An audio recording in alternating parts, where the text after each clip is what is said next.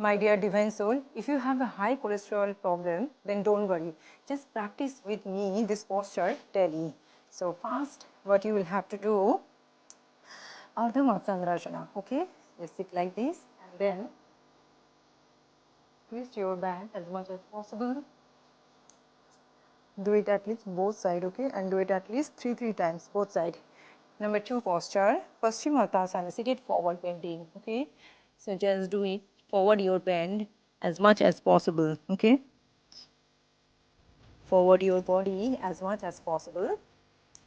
Number 3 posture, locust posture, okay? Inhale and exhale. Inhale up and exhale. Number 4 posture, Dhanurasana. Inhale and exhale. Inhale and exhale. Do it at least 3 to 5 times. And finally, you will have to do Bhujangasana. Inhale